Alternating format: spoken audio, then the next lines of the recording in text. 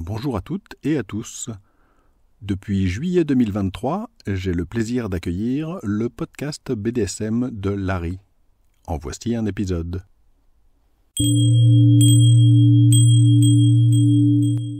Bonjour et bienvenue sur le podcast BDSM de Larry. Je suis Larry. Ceci est le 3e épisode. Dans le premier épisode, je m'étais brièvement présenté, j'avais présenté mon site ainsi que la raison de la création de ce podcast. Et dans le 2e épisode, je vous avais donné des définitions, des explications sur qu'est-ce que c'est que le BDSM, le fétichisme et le kink. À la fin de cet épisode précédent, je vous avais annoncé que nous parlerions des mythes, préjugés, idées fausses du BDSM. Je vous avais promis la vérité sur le BDSM et des surprises. Eh bien, le moment est venu. Je vais là vous présenter une des choses les plus surprenantes qu'on puisse apprendre dans le domaine du BDSM. Dans cet épisode, nous allons parler d'un sujet très important. Le BDSM est très répandu. Ça vient forcément comme une surprise de dire ça, parce que c'est totalement à l'opposé de ce que vous lisez un peu partout, probablement à l'opposé de ce que vous pensez, de ce que vous a dit, mais dans cet épisode, je vais vous montrer, je vais vous prouver que non, contrairement à ce qu'on pense, faire du BDSM, c'est pas du tout quelque chose de rare, c'est pas du tout réservé à un petit nombre de personnes. Et ça, oui, je vais vraiment vous le prouver. J'ai eu sur mon site internet des retours déjà de personnes qui étaient justement surprises, agréablement surprises d'apprendre que le BDSM est beaucoup plus répandu qu'elles ne pensaient au départ. Et je dois vous dire que moi-même, je pensais aussi que c'était assez rare. Ça fait pas si longtemps que ça que je me suis aperçu que j'ai fait suffisamment de recherches, pris suffisamment de recul pour me rendre compte de la vérité tout simplement. Maintenant, ça me paraît évident. Une fois que vous aurez entendu mes arguments et ma démonstration, je pense que ça vous paraîtra évident, mais encore fallait-il prendre le recul, faire la réflexion, mettre bout à bout tous ces éléments et distinguer dans les éléments contradictoires ceux qui ont raison, ceux qui ont tort, et la raison pour laquelle on trouve par exemple des statistiques qui vous disent que c'est extrêmement rare. Je vais en reparler tout à l'heure. Il est aussi important de noter que ce mythe, paradoxalement, ça va sûrement vous surprendre, il est partagé par la majorité, la grande majorité, je dirais même quasiment la totalité, des gens qui en font du BDSM. Que ce soit les gens qui en font dans leur chambre à coucher, ou qui vont dans les soirées, ou des personnes connues. Le souci, c'est qu'il ne suffit pas de pratiquer une activité pour automatiquement avoir du recul sur le sujet. Et en fait, je pense que la plupart des gens qui sont, comme moi, à fond dans leur BDSM, seront tout aussi surpris d'apprendre que c'est répandu que les personnes qui débutent ou qui sont tout simplement curieuses ou curieux sur ce sujet. Quand on parle de sexe en général, et de BDSM en particulier, il y a toujours beaucoup de mythes, d'idées fausses, d'idées très bizarres, de stéréotypes, généralement négatifs. C'est vraiment quelque chose qui caractérise ces sujets. J'ai pas besoin de vous expliquer les raisons historiques pour lesquelles on en est là. L'éducation sexuelle en France est pitoyable, donc ça n'aide pas du tout. Résultat, il y a beaucoup d'ignorance, et ça fait énormément de mal. Le BDSM souffre de beaucoup de préjugés, d'idées fausses. Il y a des oppositions qui sont extrêmement virulentes, des gens qui écrivent des livres entiers qui sont brutaux, violents, qui sont accusateurs, principalement contre les hommes d'ailleurs, qui sont accusés de tous les maux. Sauf que quand on regarde d'un peu plus près de quoi ces livres, de quoi ces articles, de quoi ces personnes parlent, on s'aperçoit d'un petit problème. C'est que le sujet dont ils parlent, c'est pas du tout le BDSM tel qu'il existe dans la réalité. On est à des années-lumière du véritable sujet. C'est l'une des raisons principales pour lesquelles, depuis des années maintenant, je me bats contre tous ces mythes, préjugés, stéréotypes, idées fausses, etc. Délires en tout genre que je vois un peu partout, qui ne viennent pas d'ailleurs forcément d'une mauvaise intention ou de mauvaise foi. Une grande partie des préjugés viennent de gens qui sont totalement de bonne foi, mais qui se trompent, tout simplement. Parce qu'ils sont ignorants, parce qu'on leur a pas dit la vérité, parce qu'ils n'ont pas pris le temps d'étudier le sujet. Et aussi, il faut reconnaître, parce qu'il n'y a pas beaucoup de documentation sérieuse et que même dans le BDSM, il n'y a pas beaucoup de gens qui font les efforts nécessaires pour expliquer les choses telles qu'elles sont réellement, ce qui n'aide pas.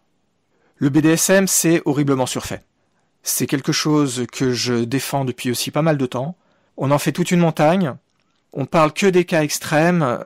Et évidemment, ça fausse totalement les choses. Ça donne une idée totalement biaisée de la réalité. Il est donc absolument important de prendre du recul, de donner du contexte et de remettre les choses à leur place. Malheureusement, ça c'est très rare. C'est vraiment très rare. Ça fait des années que j'étudie le problème et j'ai vraiment du mal à trouver des documentations, des écrits un petit peu sérieux qui fassent cet effort. Tous ces préjugés, ces mythes, ces idées reçues ont vraiment un gros impact sur le BDSM, sur les gens qui veulent le pratiquer et qui le pratiquent. C'est pour ça qu'il est important d'évoquer le sujet. Il existe donc énormément de préjugés, etc. Pour ce premier épisode consacré à ce sujet-là, j'ai donc choisi de commencer par le préjugé que le BDSM c'est quelque chose de très rare. La raison pour laquelle je l'ai choisi, ce sujet-là, alors qu'il y en a beaucoup d'autres que j'aborderai dans de futurs épisodes sans doute, c'est que parmi les mythes principaux, c'est un de ceux qui sont non seulement les plus importants, mais qui ont des ramifications extrêmement profondes. Je vais revenir dessus dans la première partie. Avant de commencer réellement, je voudrais ajouter une précision très importante. J'insiste lourdement sur le fait que ce que je dis dans cet épisode, ce n'est pas mon opinion ou ma perception personnelle ou ma vision des choses. Ce que je vais vous présenter, c'est la vérité, aussi surprenante soit-elle. C'est un fait. C'est réellement comme ça. Je ne m'attends pas à ce que vous me croyiez sur parole. Donc, ce que je vais faire, c'est que je vais vous présenter le problème et je vais vous montrer avec des arguments que oui, il est parfaitement possible de démontrer que le BDSM s'est répandu, et même très répandu. Cet épisode va être divisé en 4 parties. D'abord, je vais expliquer pourquoi ce sujet est important. Ensuite, je vais expliquer pourquoi il y a donc cette fausse perception, cette idée que c'est rare. Je vais évoquer l'importante présence du sujet dans la culture, dans l'imaginaire collectif, et je vais terminer par une partie sur les sondages et les statistiques sur le sujet. Première partie, pourquoi ce sujet est important? Pourquoi il est important de démythifier cette croyance? Le premier facteur, et un des plus importants, c'est que ce genre de croyance génère énormément de souffrance chez beaucoup de gens. Toutes les personnes qui ont des envies, des fantasmes de genre BDSM, au sens le plus large bien entendu, et qui pensent, parce que c'est ce qui se dit partout, y compris dans la littérature médicale, dans le passé en tout cas, c'est-à-dire que vous êtes traité de pervers et que c'est anormal d'avoir ce genre d'envie. Ça rend évidemment difficile d'accepter sa propre sexualité, ses propres penchants. Si on est dans un couple, ça rend difficile d'en parler, voire carrément impossible d'aborder le sujet. Et ça, c'est vraiment une crainte qui est très répandue. La crainte que « oh là là, je suis anormal », c'est quelque chose de vraiment très fréquent. Je l'ai lu dans pas mal de témoignages. J'ai aussi reçu des témoignages dans ce sens, des gens qui expliquaient que, avant de lire certains articles, notamment ceux de mon site, ils pensaient être anormaux, et évidemment, ça c'était un blocage. Et le paradoxe, c'est qu'en réalité, comme je vais le montrer tout à l'heure, c'est plutôt de ne jamais avoir eu de fantasme de ce genre-là, éventuellement même de pratique, qui est anormal. Je sais, ça surprend, mais on va y revenir. Si je reviens dans ma jeunesse, par exemple, c'était quasiment inimaginable de parler de ce genre de choses. Donc dans les années 80, voire 90, aborder le sujet était vraiment extrêmement difficile. C'est pas comme maintenant où c'est quand même plus ou moins faisable, même s'il y a encore énormément de préjugés. Au mieux, vous vous heurtiez plus ou moins à de la moquerie, mais souvent vous risquiez carrément le rejet. Ça existe toujours de nos jours, bien évidemment. J'ai écrit des articles sur le sujet, mais en comparaison, c'est rien du tout maintenant comparé à cette époque-là. Cette peur d'être anormal, ça pose donc à la fois un problème pour accepter sa sexualité, pour en parler, et aussi pour en parler avec des médecins.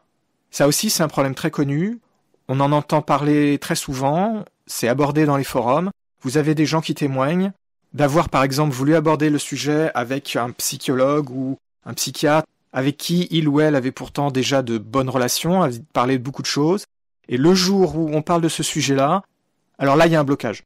C'est-à-dire que le médecin qui est en face, soudain, monte sur ses grands chevaux ou part dans des préjugés bizarres, demande à ce que, avant toute chose, on soit guéri de ces tendances. C'est vraiment un gros problème.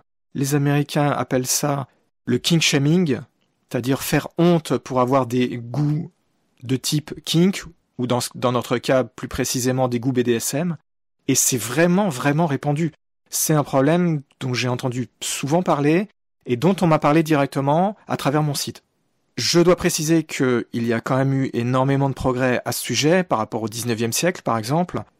De nos jours, notamment pour la psychiatrie, les préjugés sont supposés avoir été officiellement plus ou moins balayés. Bon, en réalité, c'est totalement faux.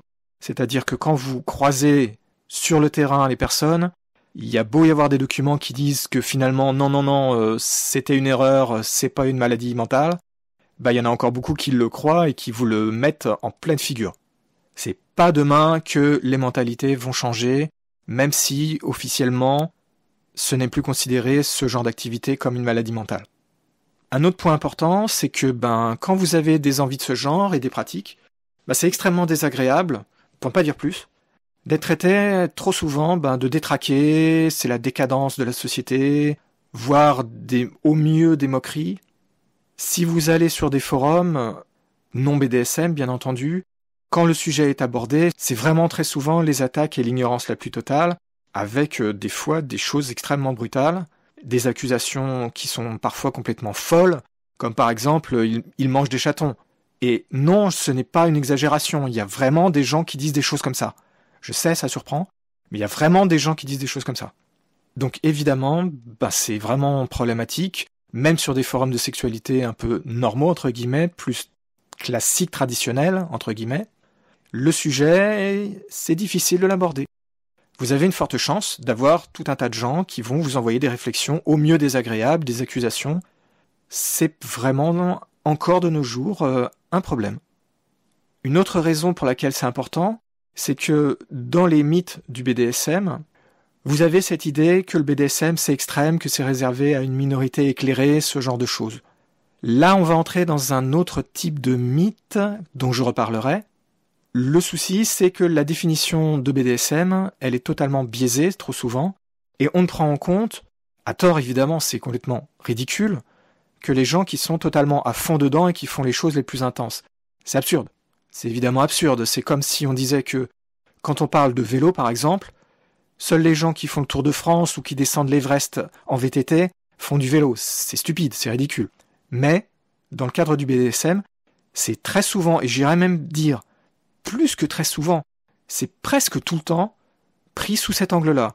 C'est-à-dire qu'on ne considère pas les gens qui en font de façon modérée ou plutôt légère.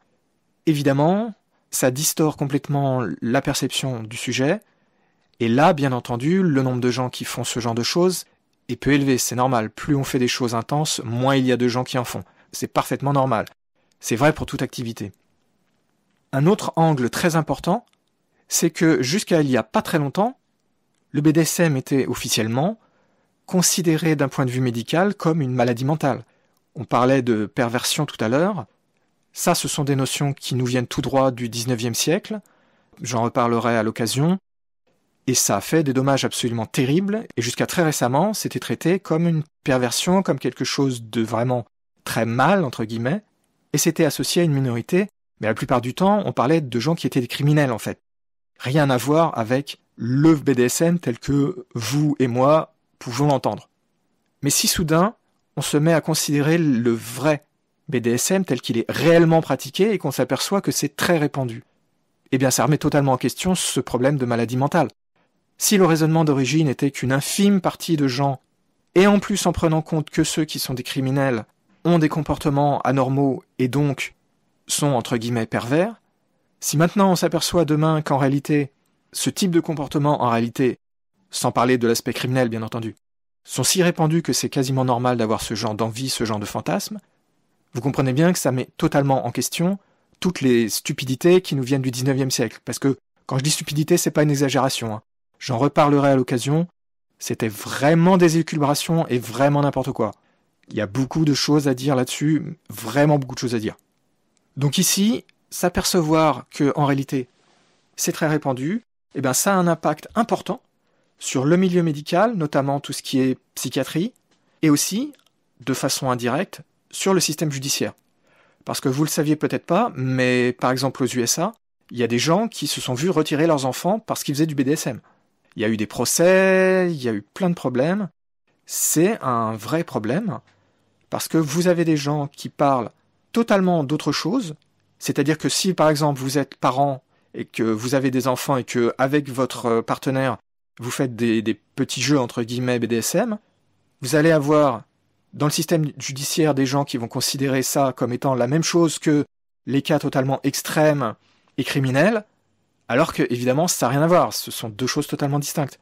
Donc réaliser qu'en réalité, non, ce sont pas des choses extrêmes et ce sont pas des choses qui sont réservées à une minorité de cinglés et de criminels, ça remettrait très fortement en question la façon dont sont gérés tous ces problèmes au niveau judiciaire. Et ça, c'est important, parce que même de nos jours, vous avez des articles qui me font me taper la tête contre ma table, écrits par des avocats, des juristes en tout genre, qui font des accusations et des délires qui sont extrêmement, extrêmement effrayants et honteux. Il n'y a pas d'autre mot. Et évidemment, comme je parlais de système judiciaire, vous avez aussi toute la perception du BDSM comme étant illégal. Parce que le BDSM, non, c'est pas illégal. Mais vous avez un certain nombre de choses dans différents pays, alors ça varie beaucoup, bien entendu. Et comme la perception des gens qui font toutes ces lois, etc., est complètement biaisée, complètement à côté de la plaque, vous obtenez des situations ridicules où vous avez tout le monde qui est mis dans le même sac, et ensuite on essaye de vous sortir des choses qui font croire que c'est illégal, alors que ça l'est pas. Ça n'a aucun sens. C'est évident que si on parle de faire du SM extrême, avec des choses qui vont laisser des marques pendant un mois, ou bien qui vont même aller jusqu'au sang, etc., c'est pas ce que font la plupart des gens. La plupart des gens, ils font une petite fessée de rien du tout, ou une fessée un peu intense, mais on est à des années-lumière de l'autre. Donc même si on veut vraiment dire que bon, c'est inacceptable, et ça, franchement, ça se discute. Je précise que là, vous avez bien compris, je parle du point de vue de ces personnes-là. Évidemment, de mon point de vue, tout ce genre de réflexion et de raisonnement tendancieux ont absolument aucune raison d'être et sont totalement absurdes et passent complètement à côté de la réalité. Même si on veut dire que c'est inacceptable de faire du SM extrême, il n'y a aucune raison de dire que le BDSM au sens large, ou même le SM au sens large, est mal, entre guillemets, ou illégal. C'est complètement absurde. Mais ça, vous le trouvez, ce raisonnement, pourtant, alors que ça n'a aucun sens, partout. Ici aussi, donc, il est important de souligner que, on parle pas de la même chose, en fait. Et le dernier point que je voulais évoquer, et là ça va vraiment vous intéresser, c'est que savoir que l'intérêt pour le BDSM, les penchants, les fantasmes et les pratiques sont très répandus, eh bien, est-ce que vous avez compris là où je veux en venir ? Ça veut dire tout simplement que, ça conditionne fortement la façon dont vous allez chercher un ou une partenaire. Bah oui. Réfléchissez, je viens de dire que c'est très répandu.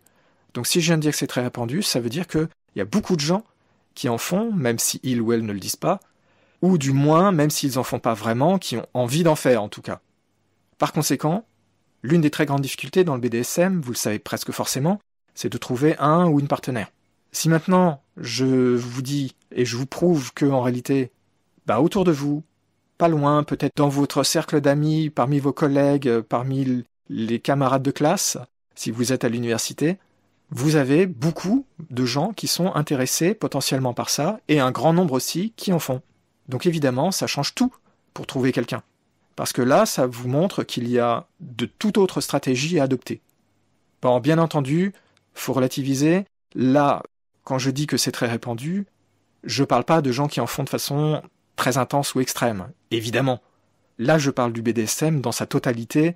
Je prends en compte le continuum allant du plus léger au plus extrême, et il est évident qu'il est beaucoup plus facile de trouver des gens qui sont intéressés par des choses assez légères, entre guillemets, c'est-à-dire peut-être une petite fessée, mais sans aller beaucoup plus loin, alors qu'il est évidemment forcément beaucoup plus difficile de trouver des gens qui font des choses très intenses. Plus vous cherchez quelqu'un qui fait des choses intenses, plus c'est difficile. Ça, c'est évident.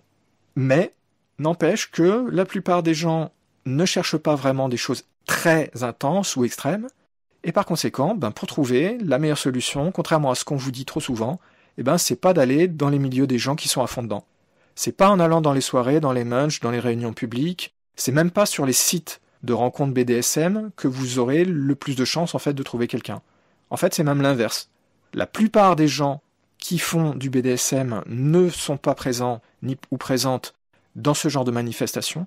Donc paradoxalement, pour la plupart des gens, la vraie solution, c'est juste d'arriver à introduire le sujet dans la conversation avec des personnes qui ne disent pas forcément s'intéresser au sujet, mais qui en réalité le cachent, n'osent pas le dire, parce que encore de nos jours, il y a un peu une honte, une peur de rejet.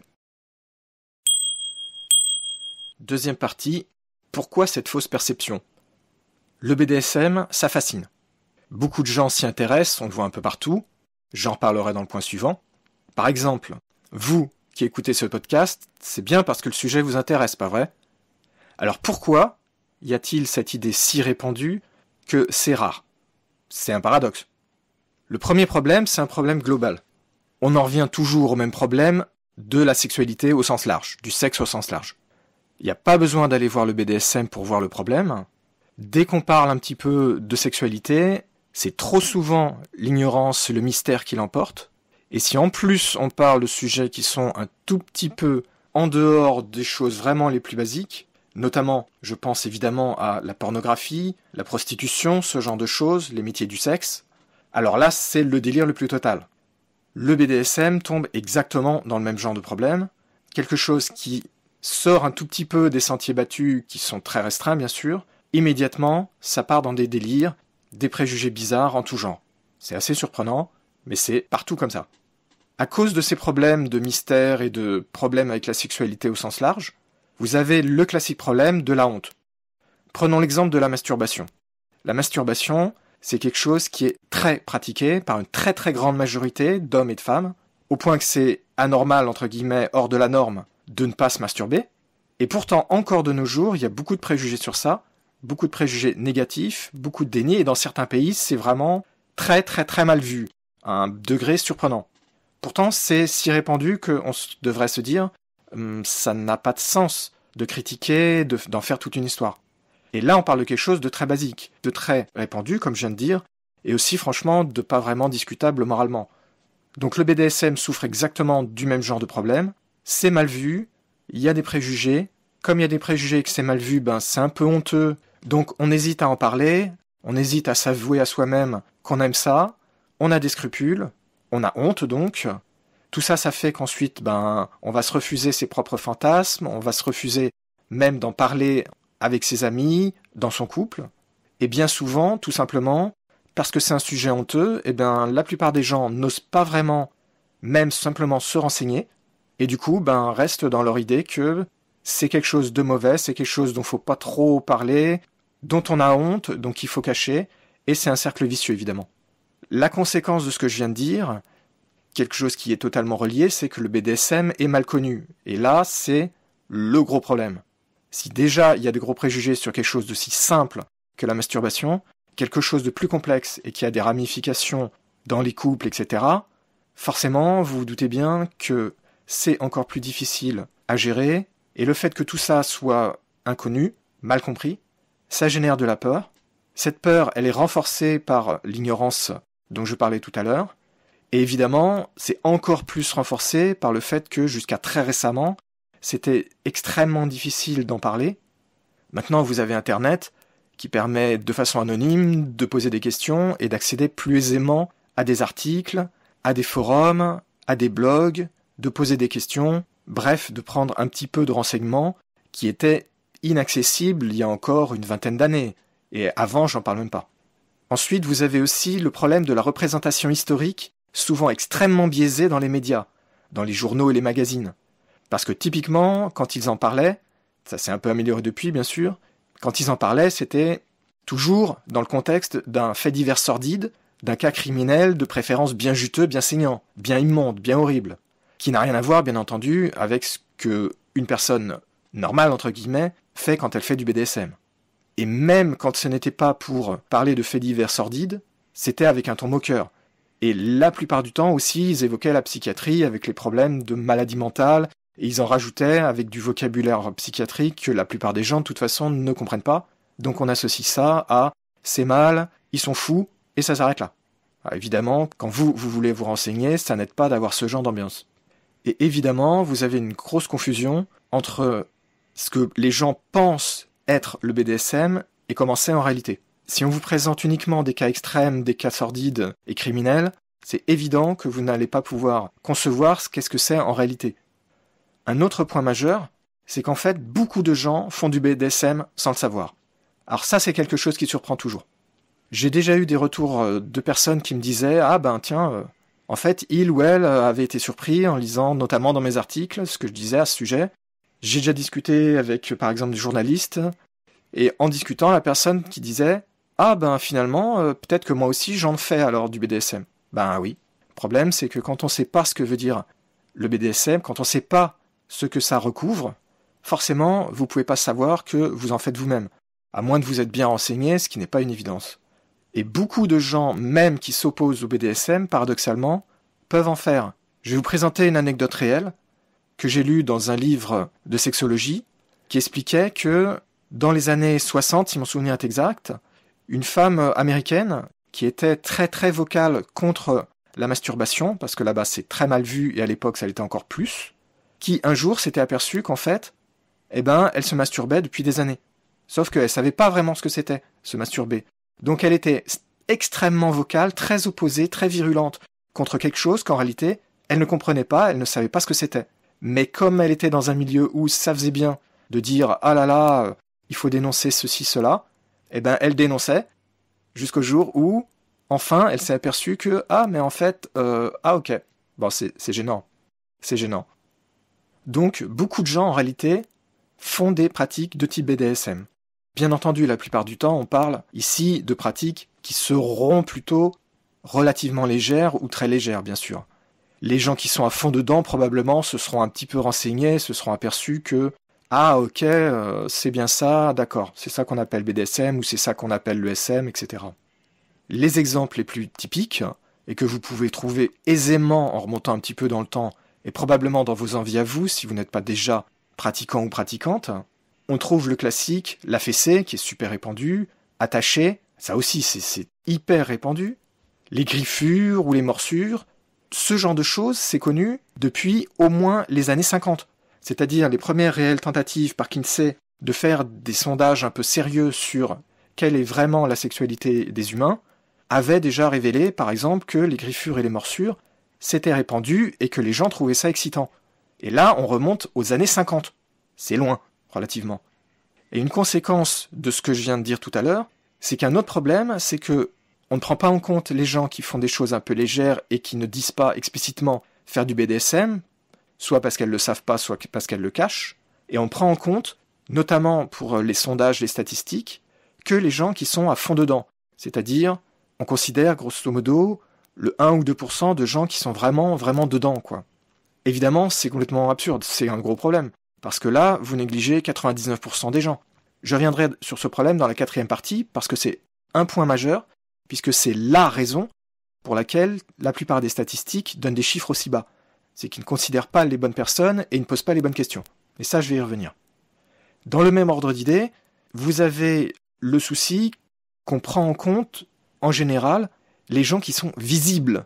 Par visible, je veux dire les gens qui font partie de ce que j'appelle le BDSM public, c'est-à-dire les gens qui vont dans les soirées, dans les clubs, à des munchs, ou au minimum de nos jours, qui participent au forum ou au site de discussion BDSM que vous pouvez trouver sur Internet. Le souci à nouveau, c'est que ça ignore toutes les personnes qui soit ne sont pas sur Internet sur les sites BDSM, soit ne font pas partie de ce milieu public BDSM, et ça, c'est plus que 99% des gens. Donc forcément, la perception est totalement fausse. On parle que de la partie émergée de l'iceberg, cette partie émergée de l'iceberg est ridiculement petite. Un autre problème, à mon avis, même s'il est un peu plus discutable, c'est l'idée très répandue aussi que le BDSM c'est quelque chose de nouveau. Alors ça, c'est vraiment une ignorance absolument stupéfiante, parce que rien que les écrits de Sade, même si en réalité c'était pas vraiment du BDSM, certainement pas du BDSM tel que de nos jours on le conçoit. Rien que les écrits de Sade montrent que ce genre de concepts ne sont pas nouveaux, et on peut aisément remonter à des milliers d'années en arrière, avec des peintures murales, avec des illustrations. Et quand l'imprimerie s'est répandue, on a commencé aussi à avoir des témoignages écrits dans des livres, on peut remonter plusieurs siècles en arrière. Le fait que ce soit quelque chose qui a, pour ainsi dire, toujours existé, en tout cas dans l'humanité moderne, ça aussi c'est un facteur qui contribue à montrer que non, c'est quand même pas si rare, même si évidemment c'est très difficile de trouver des témoignages dans le passé, à cause des interdits, notamment religieux, mais aussi sociaux, et parce qu'il n'y avait pas autant de moyens de communication que maintenant, évidemment. S'ils avaient eu Internet, notre connaissance de ces agissements à ces époques aurait été beaucoup plus importante, évidemment. Un autre problème majeur, et alors là, qui est vraiment, vraiment critique, c'est l'importance de la psychiatrie. Alors la psychiatrie, depuis le 19e siècle, avec Krafft Ebing notamment, qui était l'auteur d'un ouvrage qui à l'époque a eu une très grande importance et qui a eu énormément d'influence, qui va jusqu'à nos jours en fait. À cette époque-là, au 19e siècle, c'est simple, c'était totalement des délires. Tout ce qu'il disait, c'était vraiment n'importe quoi. Et je suis très gentil de dire que c'était juste n'importe quoi. Grosso modo, en simplifié, parce que j'y reviendrai dans un article dédié, ils étudiaient uniquement des cas de criminels, d'assassins, de choses comme ça, de tueurs en série, qui avaient eu des comportements qui ont des points communs avec ce que nous on appelle le BDSM, et ils avaient tellement de préjugés extrêmement forts qu'ils étaient incapables de prendre du recul et de voir les choses comme elles étaient. Je vous donne un exemple qui est vraiment frappant, c'est qu'à cette époque-là, ils écrivaient de façon sérieuse, dans des livres supposés sérieux, des livres médicaux, que se masturber, ça pouvait donner des maladies et même amener à la mort. Bon, est-ce que j'ai besoin d'en dire plus ? C'est tellement ridicule et stupide, même à l'époque, il était extrêmement facile de voir que c'était faux. Donc là, le souci que je voulais souligner avec cet exemple, c'est qu'ils étaient totalement prisonniers de leur environnement, des préjugés énormes de cette époque.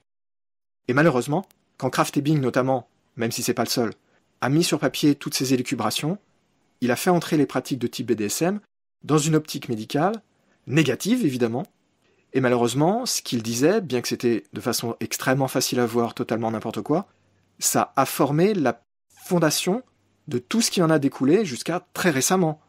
Et les conséquences de ce que lui et ses auteurs contemporains et ceux qui l'ont suivi, qui donc stigmatisaient ce genre de pratique, a eu une portée absolument incalculable. Les dommages sont énormes. C'est impossible de se rendre compte à quel point ça a été catastrophique pour les gens qui avaient des tendances de ce genre-là.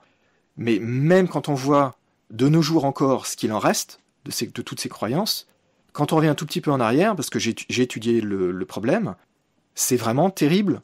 Et ça a eu un impact absolument monstrueux. C'est-à-dire que non seulement ils ont stigmatisé les gens, mais ils ont contribué très fortement à ce côté de honte, et à présenter les choses comme étant une maladie mentale. Dans la psychiatrie plus moderne, vous avez notamment le DSM, qui est un ouvrage qui est, entre guillemets, la Bible américaine. C'est le manuel diagnostique et statistique des troubles mentaux de l'Association américaine de psychiatrie. C'est un ouvrage majeur parce qu'il est très utilisé dans le système américain. Et le problème, c'est que dans le DSM, jusqu'à très récemment, et encore même maintenant, il y a des problèmes, jusqu'à très récemment, ils incluaient des pratiques de type BDSM comme étant ce qu'ils appellent des paraphilies. Et un des gros problèmes de ce genre de livre, c'est que les gens qui connaissent pas, ils associent ça à si vous avez une maladie, entre guillemets, un problème qui est dans ce livre, ça veut dire que vous êtes un malade mental, entre guillemets, que vous êtes fou, quoi. Et le souci, évidemment, c'est pas totalement la faute de l'association qui crée le livre.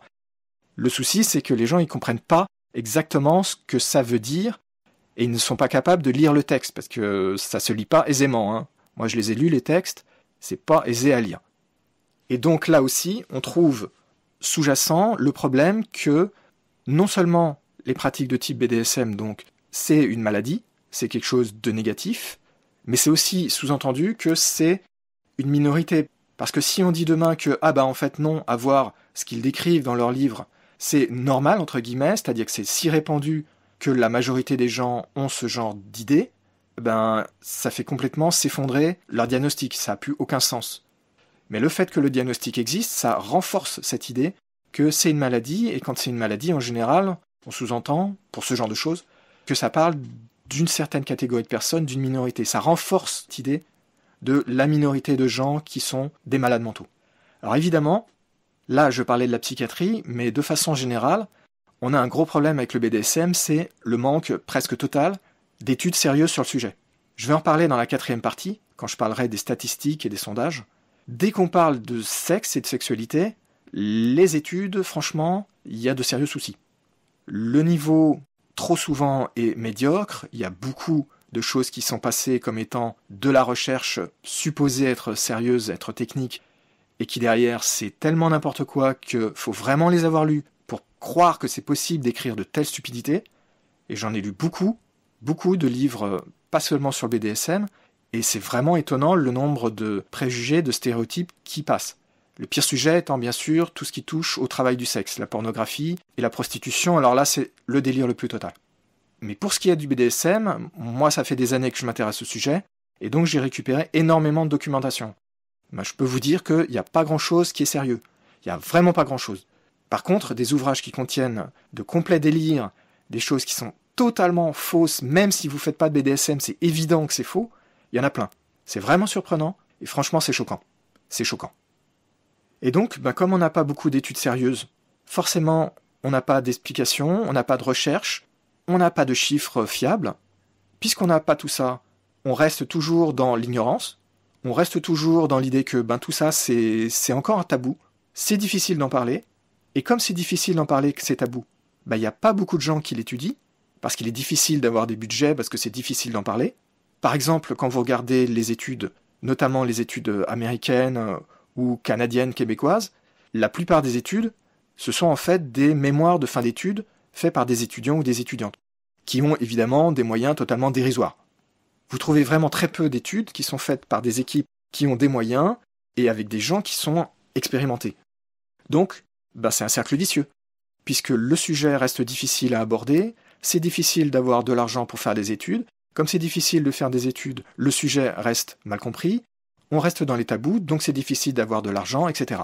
Je dois quand même préciser, même si je râle pas mal sur la qualité et le nombre de documents scientifiques, études et autres, qui soient raisonnablement corrects, décents, qui contiennent pas trop d'erreurs, je reconnais quand même que il y en a qui sont corrects, pas beaucoup, et même dans la plupart de ceux qui ont des problèmes, bon, en général, tout n'est pas complètement à jeter, même s'il y a des exceptions. Pendant que je faisais des recherches pour me rafraîchir un petit peu la mémoire et pour trouver de nouvelles sources d'informations pour cet épisode, j'ai même trouvé quelques nouveaux documents que je n'avais jusque-là pas encore lus, dont un ou deux que j'estime être bien. Ce qui a à peu près augmenté de 50% la quantité de documents que j'estime être corrects. Enfin, je vois deux derniers facteurs qui peuvent contribuer de façon plutôt indirecte. Le premier, ce sont les témoignages que vous trouvez dans des blogs, dans des articles. Dans un grand nombre de cas, ces témoignages sont ceux de personnes qui sont à fond dans leur BDSM, qui ont des pratiques qui sortent de la norme, c'est-à-dire qui font partie du 1 ou 2% de gens qui en font de façon les plus intenses, donc ils sont vraiment pas représentatifs, c'est ça que je veux dire. Et parfois, ces personnes ont aussi des visions du BDSM qui sont vraiment très très spécifiques, très étroites, très dogmatiques aussi. Et j'ai reçu plusieurs fois déjà sur mon site des questions, des remarques, des craintes qui m'étaient partagées par des gens qui disaient « Ouh là là, mais est-ce que c'est vraiment ça le BDSM ?» Et ils étaient, ou elles étaient, inquiets et se demandaient « Ben, si c'est ça, moi je veux pas en faire ». Je pense donc dans une certaine mesure que ça peut contribuer à faire penser que ben les pratiques du BDSM sont vraiment quelque chose de très spécifique, des choses un peu extrêmes entre guillemets. Ça peut aussi faire penser aux gens qui ont des intérêts pour le BDSM ou qui en font un petit peu à se dire que ben en fait ce que je fais c'est pas du BDSM. Et donc je suppose que ça peut un petit peu jouer dans cette idée que c'est quelque chose de rare. Enfin, le dernier facteur, c'est le facteur très connu de l'élitisme et du dogmatisme dans le BDSM. Le problème que j'ai observé depuis pas mal d'années, c'est que parmi les gens qui sont les plus visibles, les plus connus, notamment des personnes qui s'occupent d'associations, de choses comme ça, qui écrivent des livres, bref, qui ont vraiment une visibilité, j'ai vraiment remarqué que pour un grand nombre de cas, ces personnes avaient, comme pour les blogs dont je parlais tout à l'heure, une vision assez étroite du BDSM, assez spécifique, et souvent assez dogmatique aussi. Donc bien sûr, la plupart sont aussi à fond dans leur BDSM, ça se comprend. Le problème, c'est que pour un grand nombre, un trop grand nombre, ça m'a vraiment surpris, ces personnes-là le présentent leur BDSM comme étant LE BDSM. C'est-à-dire, ils se présentent, ou elles se présentent, comme étant les représentants, les représentantes du BDSM, et c'est eux, elles, qui ont raison. C'est-à-dire que si vous ne suivez pas leur pratique, si vous n'avez pas la même façon de penser, vous n'en faites pas du BDSM. Pour vous dire, personnellement, je me suis déjà pris des remarques comme ça dans The Munch, et j'ai aussi lu pas mal de choses comme ça sur des sites, et ça m'a vraiment surpris et franchement consterné. C'est vraiment totalement absurde, et ça va à l'encontre bien souvent de ce que ces personnes disent, c'est-à-dire qu'ils disent d'un côté qu'ils sont bienveillants, qu'ils sont tolérants, ce genre de choses, mais quand on les voit agir et quand on voit ce qu'ils disent et ce qu'ils font, c'est pas vraiment la même chose. Et le problème suivant, qui est corrélé directement, ce sont les médias.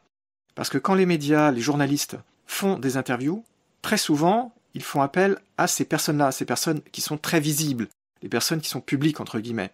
Et évidemment, du point de vue du journaliste, ça se comprend, mais le problème, c'est que, vu qu'ils interrogent toujours ce genre de personnes, ça propage dans la majorité des articles, en tout cas la majorité de ceux que j'ai pu voir, une vision très spécifique du BDSM, qui est la vision d'un nombre de personnes très restreint qui ont une vision vraiment spécifique et souvent dogmatique donc du BDSM. Du coup, quand vous lisez après des articles, forcément, on vous donne une vision extrêmement biaisée, extrêmement partielle de ce que c'est que le BDSM, et vous avez absolument aucune raison de douter que ce soit pas ça le BDSM, donc vous percevez bien que ces gens-là sont une minorité, d'ailleurs ils se revendiquent comme étant une minorité, plus ou moins les élus, c'est pour ça que je parle d'élitisme. Le problème évidemment, c'est que les journalistes, quand ils tombent sur ce genre de choses, ils ont des préjugés, c'est normal. Et ils ou elles attendent de trouver un BDSM qui soit mystérieux, quelque chose qui soit intense, quelque chose qui soit entre guillemets hard. Donc forcément, une fois que l'interview est commencée, ils ne se rendent pas compte, c'est normal, ça se comprend, que ce qu'on leur sort, c'est vraiment extrêmement spécifique. Et comme la plupart de ces journalistes, la plupart des gens qui écrivent des articles, qui font des interviews, s'adressent toujours aux mêmes personnes, ça incite ensuite d'autres journalistes à interroger encore les mêmes personnes, et finalement, on tourne en rond. Et donc, ça contribue, à mon avis, de façon non négligeable aussi, à propager une idée fausse, de ce que c'est que le BDSM, et ça contribue, de façon indirecte, à renforcer cette idée de la rareté, que le BDSM c'est quelque chose pour une certaine élite, et que une personne qui ne fait pas partie de ce milieu, entre guillemets, ne fait pas de BDSM, et même si vous avez des envies ou des pratiques, vous faites des fessées, des choses comme ça, vous n'avez aucune raison de penser que vous faites partie des gens qui en font du BDSM, parce qu'on vous sort que c'est comme ci, c'est comme ça. Donc vous voyez, tous ces facteurs que je viens de vous citer contribuent plus ou moins fortement et par de multiples angles à renforcer cette perception que le BDSM c'est quelque chose qui est fait par très peu de gens.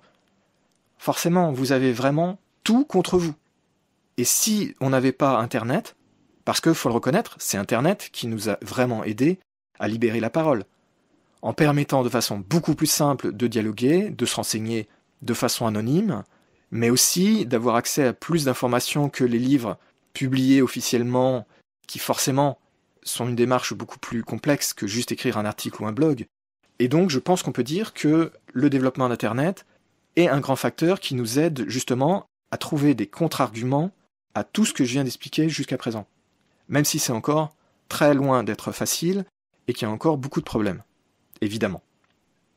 Mais paradoxalement, bien qu'il y ait cette perception donc, qui est si répandue qu'elle est jugée comme étant évidente par tout le monde, je vais vous montrer dans le point suivant que, paradoxalement, tous ces sujets sont, de façon vraiment surprenante, très présents dans l'esprit des gens et même dans notre culture. Il y a donc là une contradiction que je vais aborder dans le point numéro 3.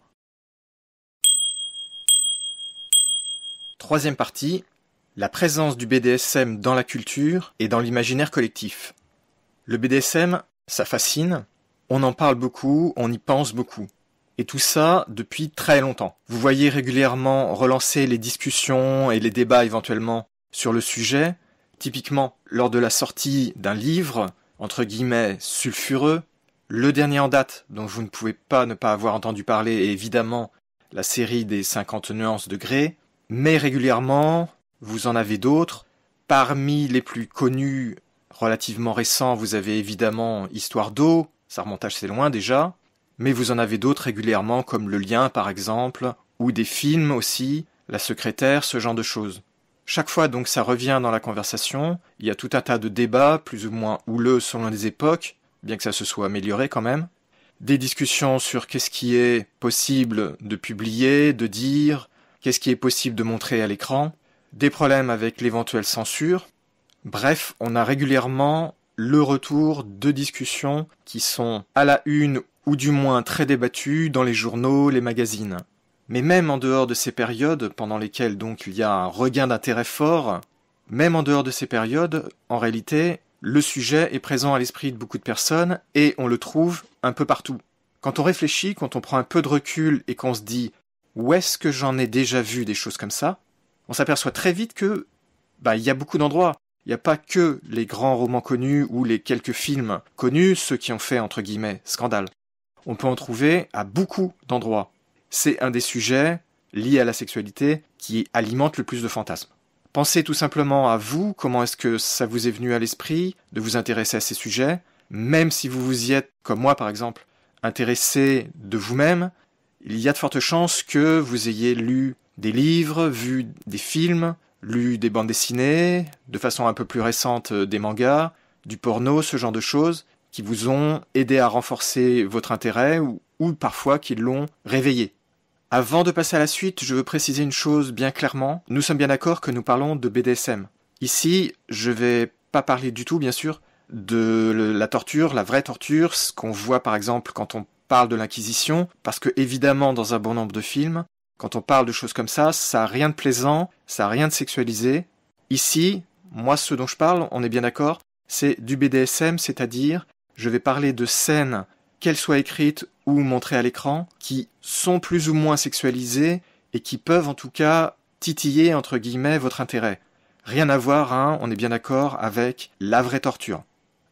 Si vous regardez dans la production de médias grand public, ou assez grand public, même si c'est souvent, évidemment, plutôt réservé aux adultes, on n'a pas attendu 2019 et la série Bonding sur Netflix pour avoir des séries qui parlent du sujet.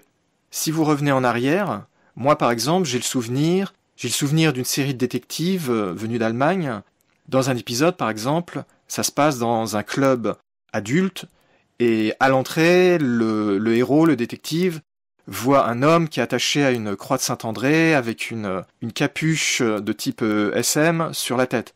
Et ça, en fait, vous en avez pas mal des références comme ça quand vous réfléchissez bien. Si je reviens en arrière, par exemple, vous connaissez peut-être la série de films Angélique, Marquise des Anges. C'est un exemple dans lequel vous avez une scène dans un des épisodes, l'épisode avec le sultan, dans lequel elle est attachée et fouettée. Clairement, ici, il s'agit d'une scène qui est sexualisée. Vous avez même certains types de vidéos qui sont fortement sexualisées, par exemple les péplums. Les péplums, ça a perdu beaucoup de sa popularité, mais si vous regardez ces séries qui sont maintenant un petit peu anciennes, avec Hercule, Goliath, Massiste, ce genre de choses, vous avez sûrement remarqué que dans ce genre de film, il y avait, de façon plus ou moins importante, mais dans la plupart d'entre eux, une charge érotique importante. Typiquement, vous voyez le héros, Massiste par exemple, qui est incarné par un bodybuilder bien baraqué, avec des muscles bien saillants, et qui passe la totalité du film presque nu, et avec les muscles bien montrés partout et bien huilés. Dans un certain nombre de ces films, vous avez aussi des scènes où le héros est typiquement prisonnier, il est attaché, battu, fouetté, ce genre de choses, et là aussi, il y a fortement une volonté de sexualisation sous-jacente, c'est flagrant. Après, évidemment, dans beaucoup de films, de vidéos et de livres, vous avez les classiques enlèvement, la prisonnière des pirates, ce genre de choses. Vous avez aussi, qui est extrêmement répandu, le côté attaché. Bref, si vous faites un petit topo mental de tout ce que vous avez pu voir sur le sujet, vous allez vite vous apercevoir que c'est vraiment fréquent.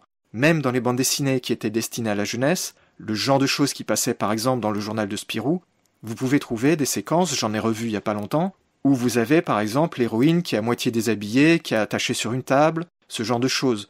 Là je viens de relire récemment un album de 421 où il y a une scène comme ça, qui est clairement, volontairement très sexy. C'est pas du tout anodin. Et là on s'adresse plutôt aux adolescents. Et là, pour l'instant, on est bien d'accord, vous avez compris que je parlais de la littérature plutôt grand public, accessible un peu à tout le monde. J'ai pas encore parlé du porno. Donc dans un deuxième temps, si on se met à parler du porno, donc là on va parler des sujets vraiment supposés destinés aux adultes. Donc vous avez tout ce qui est magazines, livres, bandes dessinées, les vidéos, et toutes les déclinaisons aussi qui nous viennent par exemple du Japon avec le hentai. Tout ça, c'est énorme. Ça représente une quantité absolument monstrueuse. Vous trouvez des milliers, des centaines de milliers même probablement d'ouvrages, de vidéos. Et quand vous regardez donc ce genre de sujet, donc là, la catégorie vraiment explicitement pornographique, vous trouvez une quantité absolument énorme qui entre dans le cadre du BDSM. Quand je dis énorme, c'est énorme.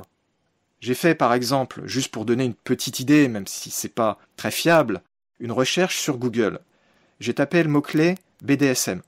Juste le mot-clé BDSM, vous avez 757 millions de réponses. Et quand vous faites porno BDSM, vous avez 646 millions de réponses.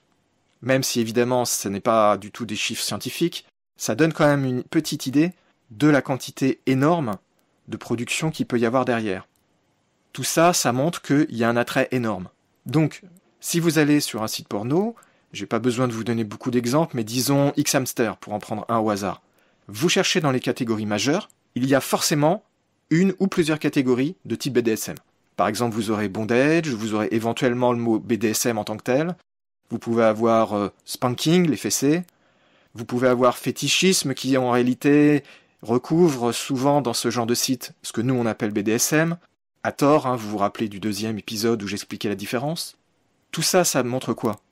Pour moi, ça montre de façon absolument flagrante, il n'y a absolument aucun doute que ce ne sont pas uniquement des intérêts de niche. Si ce n'était que des intérêts de niche, vous n'auriez pas une quantité aussi énorme de publications et vous n'auriez pas, sur tous les sites, des catégories qui sont remplies à ce degré-là. C'est évident qu'il y a énormément de gens qui s'intéressent à ces sujets. Ça fait partie, clairement, des grands sujets qui sont très souvent demandés. La demande est énorme. Après, bien sûr, si vous allez regarder des sites vraiment spécialisés, la demande devient plus faible. Et si vous regardez des sites qui font des choses un peu extrêmes, là, évidemment, la demande est plus faible parce que, comme pour tout sujet, plus vous cherchez quelque chose d'intense, d'extrême, moins il y aura de gens intéressés. Ça, c'est normal. Donc, d'un certain côté, il faut aussi voir que, dans l'imaginaire général, il y a beaucoup de préjugés, hein, bien entendu. Donc, ce que les gens conçoivent, et c'est normal, ce que les gens conçoivent comme étant le BDSM, c'est assez biaisé, très influencé par un certain nombre de films et de vidéos, etc. Par exemple, hein, le vrai BDSM, ça n'a rien à voir avec Histoire d'eau. Hein, les milliardaires dans des châteaux, avec tout un tas de grandes fêtes qui coûteraient l'équivalent du salaire annuel d'une personne normale, c'est évident que c'est totalement éloigné de la réalité. Mais ce que je voulais souligner, c'est que en dépit de cette nuance, c'est que la perception est forcément assez fausse, hein, en réalité. Par contre, le sujet, lui, il est vraiment la source d'un intérêt absolument énorme. Et ça, c'est vraiment extrêmement facile à montrer.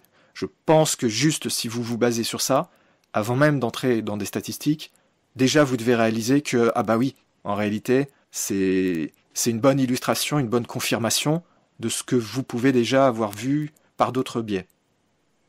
Donc là, j'ai essayé de vous montrer déjà, avant d'entrer dans des chiffres et des recherches, un premier angle qui montre que, en réalité, même s'il y a beaucoup d'incompréhension sur le sujet, en tout cas, ça titille beaucoup les gens. Il y a beaucoup d'intérêt pour ça, ce qui ne veut pas dire, bien entendu, qu'il y ait beaucoup de gens qui osent s'y mettre ou qui aient l'opportunité de s'y mettre, mais en tout cas, il y a beaucoup d'intérêt. Tout ça, c'est bien, mais ce qui est mieux, c'est d'avoir des chiffres. Dans la partie suivante, je vais passer, histoire de confirmer tout ce qu'on vient de dire précédemment, aux chiffres, histoire de pouvoir avoir une base un petit peu plus sérieuse, même si vous allez voir, le sérieux, c'est pas si facile que ça. Quatrième partie, les sondages et statistiques. Dans cette partie, je vais donc passer aux chiffres. Avant tout, je vais quand même préciser une chose. Le format podcast, évidemment, vous vous en doutez, n'est pas vraiment adapté à ce genre de choses. Donner des chiffres, des références, c'est pas aisé à l'oral, c'est déjà assez difficile quand on les lit. En plus de ça, si je vous donnais le nom des études, qui en plus sont en anglais la plupart du temps, ça vous parlerait pas trop, c'est difficile de s'y référer quand on l'évoque juste à l'oral, donc je vais être obligé d'un petit peu abréger, d'adapter le style au format podcast. Je ne peux pas entrer dans les détails comme sur le site internet. Les sondages, les statistiques, c'est dur, c'est très dur.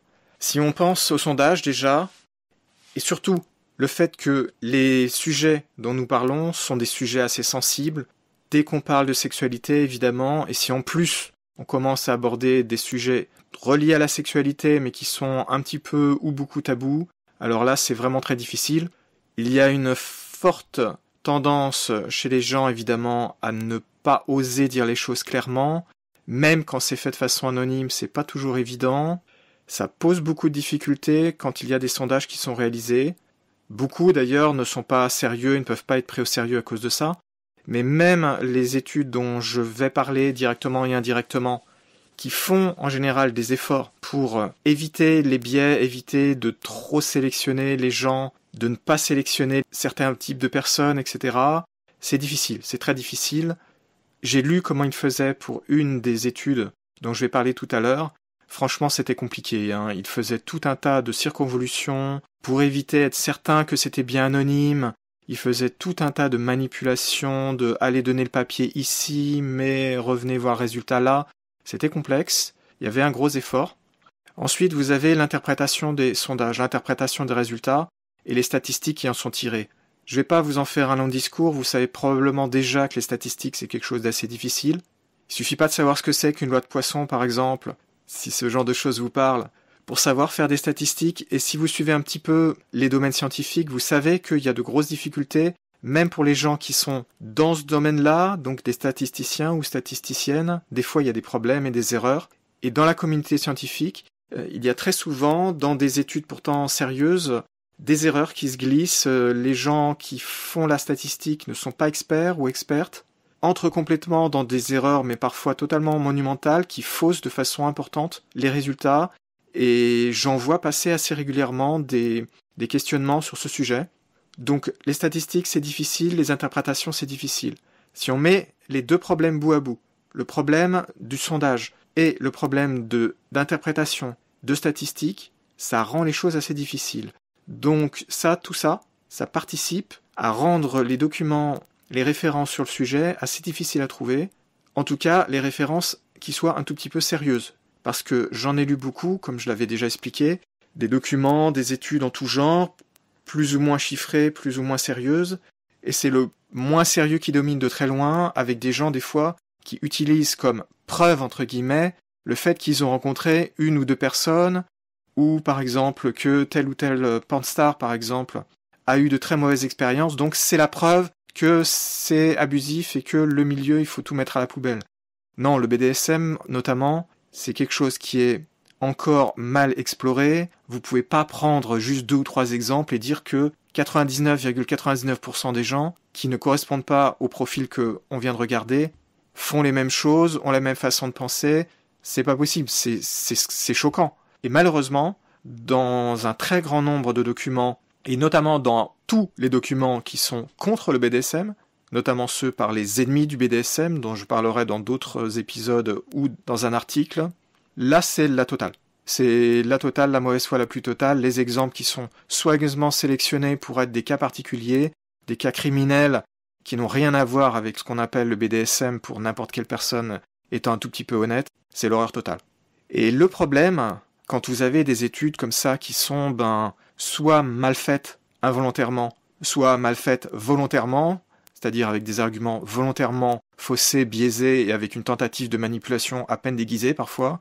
Le problème, c'est que même si votre étude, elle est sincère et qu'elle est fausse, et je vais présenter donc dans la suite mes exemples, c'est-à-dire toutes ces études qui trouvent que le BDSM est très rare, 1 ou 2% seulement, je vais y revenir.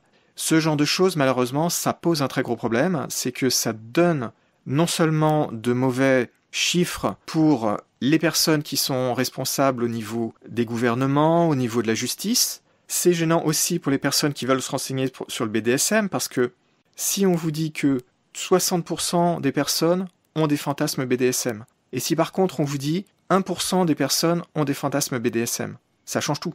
Évidemment, si vous vous intéressez et vous voulez savoir est-ce que je suis normal, entre guillemets, savoir que c'est plutôt 60% que 1%, c'est une différence radicale.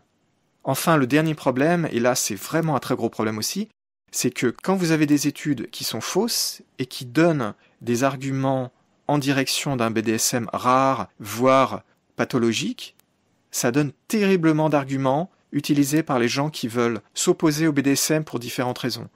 Il n'y a pas très longtemps, je viens justement, dans le cadre de cet épisode, de relire un document écrit par quelqu'un il y a plusieurs années déjà, et qui était totalement basé sur l'idée de, entre guillemets, examinons les faits. Et dans son document, qui est une entrée de blog en fait, sur un magazine assez connu, dans son document, 90% de ce qu'il dit est vrai. Et ça, c'est un gros problème, parce qu'il utilise des références à des études qui sont fausses d'une part, mais en plus de ça, il sélectionne soigneusement les parties qui l'intéressent, et au final, il réussit avec les 10% restants, et en ayant sélectionné soigneusement les choses, à vous donner une image du BDSM qui est totalement l'opposé de la réalité. Et ça, c'est un gros problème. Des gens comme ça font énormément de mal, et si vous lisez ce document, par exemple, si vous n'êtes pas extrêmement prudent, attentif ou attentive, si vous n'avez pas déjà un petit peu de recul sur le sujet, c'est quasiment impossible de ne pas vous faire avoir par un document rédigé de cette façon-là. La plupart des documents opposés au BDSM tendent à être assez violents, à utiliser des ficelles carrément grossières, des exagérations, etc. Il est assez facile de s'apercevoir que c'est bidon, mais vous avez des gens qui sont plus malins, et celui-là, il est malin. Et c'est difficile de lutter contre ce genre de choses. Si vous vous posez des questions sur votre BDSM, et que vous avez la malchance de tomber sur des écrits de ce genre-là, c'est pas bon pour vous. Ça va vous donner vraiment l'impression que c'est pas bien que vous ayez des envies de BDSM, que vous avez tort, que vous êtes à la limite du malade mental. Et à aucun moment il n'a dit ça dans son document. À aucun moment il n'a dit que c'est une maladie mentale. Il s'est contenté de le sous-entendre et de vous amener à le penser. Un autre souci que je voulais souligner aussi avant de continuer, c'est qu'il faut faire extrêmement attention au pays d'origine des études considérées. C'est vraiment important. Beaucoup de documents viennent des USA, un bon nombre viennent aussi du Canada, du Québec, pour ceux qui sont en français notamment, et malheureusement, le côté américano-centrique surtout, ça a une influence absolument énorme. On ne peut pas utiliser les chiffres américains, ni même les chiffres canadiens ou québécois, directement pour les appliquer à la France. Il y a vraiment beaucoup trop de différences culturelles, beaucoup trop de différences dans la sexualité et notamment dans le BDSM. Et quand je vois les résultats, il y a parfois vraiment des choses qui sont dites, qui sont présentées comme évidentes, qui sont peut-être relativement, et encore, j'émets des réserves, relativement vraies là-bas, et qui sont absolument fausses en France. Je suis catégorique, c'est totalement faux en France. Un autre problème qui se pose, c'est qu'un certain nombre d'études que j'ai regardées pour cet épisode parlent de déviance. Parce que le BDSM est généralement perçu comme une déviance. Le problème, c'est que personne n'est d'accord sur ce que ça veut dire. Et ça, la différence de vocabulaire, ça a un impact absolument énorme sur les documents. Parce que si vous lisez un document A qui a une définition A et un document B qui a une définition B, vous ne pouvez pas, évidemment, directement comparer ce qui est dit dans les études. Et c'est vraiment un gros problème. Un des derniers documents que j'ai trouvé pendant que je faisais mes recherches pour me rafraîchir un peu la mémoire pour cet épisode disent explicitement que la définition de la déviance sexuelle prend en compte des facteurs très variables, mais notamment, un des facteurs importants, c'est la fréquence peu élevée dans la population. Est-ce que c'est inacceptable d'un point de vue social ? Bien entendu, la mesure dans laquelle les pratiques dont on parle sont illégales là où on se trouve, bien entendu, ou ne sont pas consensuelles, évidemment, ou peuvent causer des blessures, ou pire. Et donc le problème, c'est que vous avez beaucoup de documents qui ne sont pas écrits pour le même contexte, qui n'ont pas les mêmes références, et qui n'ont pas les mêmes façons de voir dans le pays considéré. Par conséquent, si vous ne tenez pas compte de ça, ce que vous lisez dans le document peut parfaitement être totalement faux en fonction du pays où vous êtes. Et ça, c'est majeur. C'est vraiment majeur, je me suis aperçu que c'était un gros problème. Encore un autre problème qui est vraiment très important, c'est que quand on prend un document, comme ceux que je vais citer, ce ne sont pas des petits documents en général. Ce sont des documents qui font plusieurs pages, parfois plus de 10 pages, des documents qui comprennent des tableaux de chiffres, qui utilisent parfois plus ou moins du jargon, et notamment quand on tombe dans les parties purement de statistiques, là, il y a du jargon de statistiques qui n'est pas forcément évident à comprendre, parfois carrément difficile à comprendre. Bon nombre de documents ne sont pas destinés au grand public. Ça se sent très fort. Et malheureusement, ce qu'on vous remonte dans les journaux, dans les magazines, dans Wikipédia aussi, eh bien, ce sont des extraits choisis pour illustrer un domaine. Par exemple, on va vous prendre, pour le BDSM, quand on parle de la fréquence des pratiques dans un pays, on va vous donner un chiffre ou deux chiffres. Typiquement, le chiffre de pratique ou de fantasme moyen, ou bien le chiffre pour les hommes et le chiffre pour les femmes. Le petit problème, c'est que dans toutes les études, il y a un contexte. Et il y a beaucoup plus qu'un simple chiffre. Le simple chiffre en soi, il peut être extrêmement trompeur. C'est ça que je veux dire. Il peut être vraiment, vraiment très trompeur. Vous avez par exemple les limites. Dans certains documents, ils précisent très clairement que ce sont des étudiants de telle université, de telle catégorie d'âge. Parfois, ce sont que des hommes qui sont interrogés. Vous comprenez bien que si vous ne savez pas ça, les chiffres, ils valent plus rien. Si on vous dit que 60% des personnes interrogées dans le sondage XY font du BDSM, et qu'on vous dit pas que, en fait, oui, le problème, c'est qu'on a étudié uniquement des étudiants qui avaient entre 18 et 22 ans dans l'université de l'État le plus libéral des USA, et ils font pour la moitié partie du club BDSM de l'université. Vous comprenez bien que ça change tout, ça devient ridicule. Là, j'ai un peu exagéré, mais pas beaucoup. Vous avez vraiment, vraiment de gros problèmes, parce que il faut absolument avoir lu en détail l'explication des auteurs sur les limites, sur exactement les critères de choix, sur les réserves, le contexte, et il y a plein d'autres explications qui peuvent être extrêmement importantes. Tout à l'heure, je vais parler du fameux sondage fait en Australie. Si vous n'avez pas lu dans le texte ce qui est vraiment posé comme question, vous ne pouvez pas comprendre certaines des limites fortes qu'a cette étude. Et je vais vous prouver que lire dans le texte exactement la question qu'ils ont posée, ça va totalement changer la façon de percevoir le chiffre. C'est radicalement différent. Et malheureusement, vous pouvez trouver cet exemple dans Wikipédia, par exemple, bien que ce soit pas le pire exemple. Donc on vous extrait tel ou tel chiffre, et quand vous allez regarder le document, parfois, c'est vraiment, il y a de fortes nuances, il y a des explications qui seraient nécessaires, mais qui ont évidemment le problème que ça devient très vite extrêmement lourd et difficile à présenter. Là, si je voulais vraiment vous présenter tous les chiffres sans abréger, sans simplifier, il me faudrait des heures et des heures. Il faudrait probablement plus d'une journée pour faire un travail un petit peu sérieux. Comme c'est impossible, je suis obligé de simplifier, mais il faut vraiment faire attention. Il ne faut pas prendre des chiffres qu'ils soient en apparence positifs, en apparence négatifs, trop au sérieux tant qu'on n'a pas aussi compris le contexte. C'est vraiment important. Dans un premier temps, histoire de se mettre en appétit, j'ai pensé vous présenter mes chiffres, c'est-à-dire les chiffres de mon site internet univers-bdsm.info. Bien sûr, ce n'est pas du tout une présentation qui a une valeur scientifique, évidemment, mais c'était juste pour vous montrer, à partir même de chiffres d'un tout petit site aussi simple que celui-là, puisque évidemment là on ne parle pas d'un géant comme Google ou autre, je voulais juste vous parler du point de vue de Google, parce que Google est le seul moteur dont il faut prendre compte pour ce genre de choses, en tout cas en France, puisque 95% des requêtes sur les sujets passent par Google. Je m'en suis aperçu depuis ces dernières années que c'était complètement eux seuls qui comptent.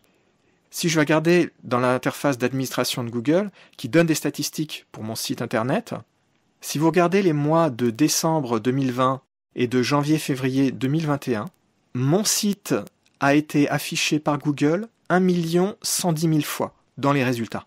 Alors, ça paraît peut-être pas si énorme que ça, mais pensez bien que c'est pendant 3 mois seulement, et donc c'est pour tous les mots-clés du genre BDSM, SSC, faire des rencontres BDSM, ce genre d'interrogation, ce genre de mots-clés. Et donc rien que mon petit site, il est déjà affiché 1 110 000 fois. Mine de rien, ça montre quand même qu'il y a un intérêt important. Parce que vous vous en doutez bien, comme le site est français, là, ça ne compte quasiment que des gens qui vivent en France, plus une minorité au Québec, en Belgique et en Suisse. Il y a beaucoup d'autres pays qui viennent consulter le site, mais c'est mineur en comparaison.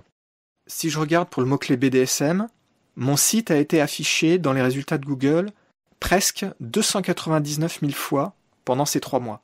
Et le mot-clé FetLife, je rappelle que FetLife est un site social BDSM très connu, probablement le plus gros, eh bien, mon site a été affiché par Google un peu plus de 300 000 fois en 3 mois.